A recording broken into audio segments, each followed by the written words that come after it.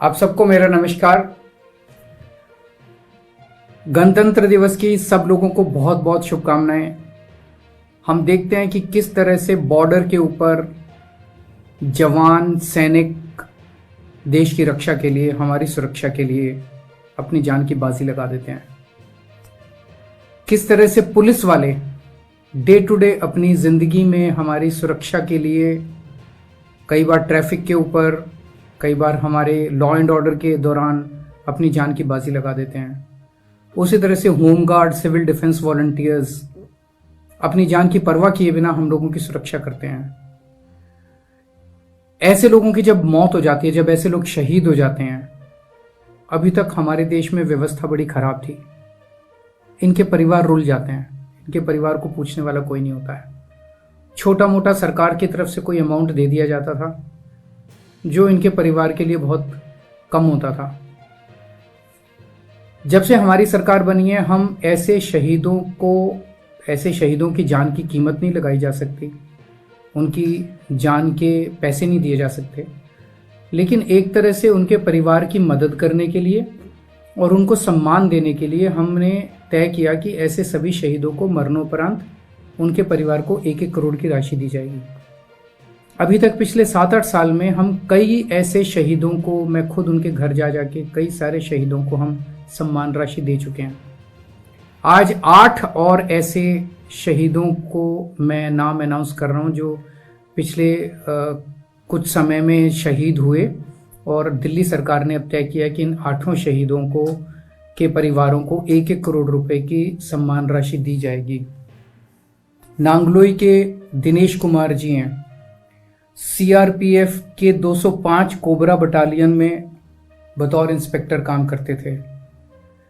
2013 में एक आईडी विस्फोट में वो गंभीर रूप से घायल हो गए।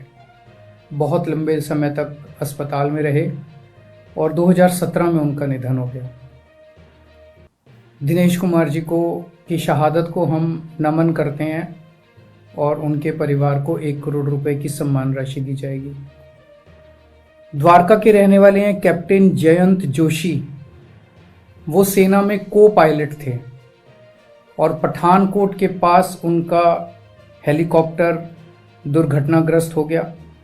उन्हें पठानकोट के आर्मी हॉस्पिटल में ले जाया गया, लेकिन वो शहीद हो गए।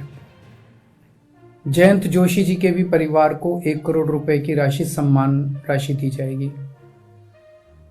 दिल्ली पुलिस में एएसआई थे महावीर जी, सरस्वती गार्डन में रहते थे।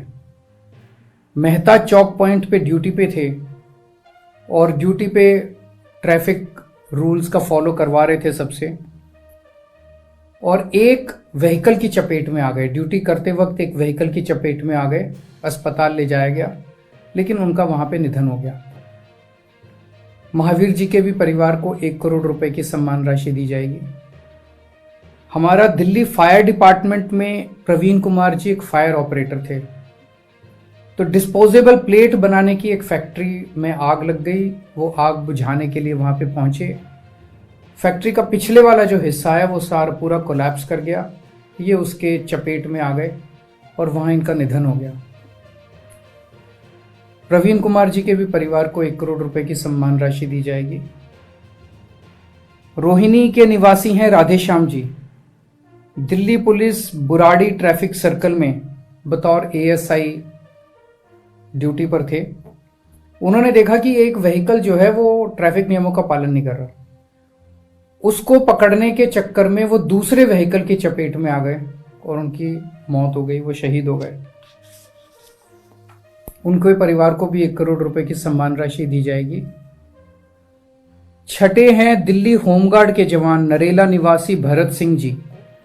6 जनवरी 2021 की रात को आउटर रिंग रोड मुकरबा चौक फ्लाईओवर पे नाइट पेट्रोलिंग पे थे और पेट्रोलिंग के दौरान एक अज्ञात व्हीकल ने उन्हें टक्कर मारी और उनकी मौके पे मौत हो गई।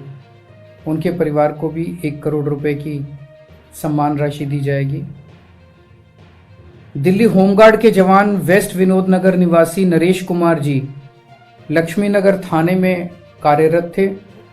पिकेट ड्यूटी के दौरान वो एक व्हीकल का शिकार हो गए, वाहन ने उन्हें अपनी चपेट में ले लिया, उनके परिवार को भी 1 करोड़ रुपए की राशि दी जाएगी।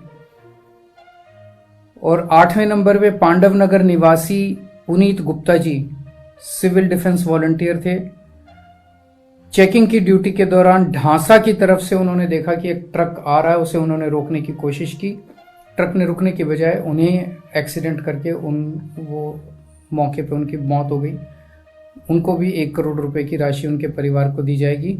इन 8 शहीदों को हम पूरे दिल्ली की तरफ से, देश की तरफ से हम इनका नमन करते हैं, भगवान से प्रार्थना करते हैं कि इनकी आत्मा को शांति दे और इनके परिवार को इस हादसे को सहने की शक्ति दे। और इसके अलावा जो भी परिवार को, इनके परिवारों को ज़रूरत होगी, हम हमेशा दिल्ली सरकार उनके साथ है। नमस्कार।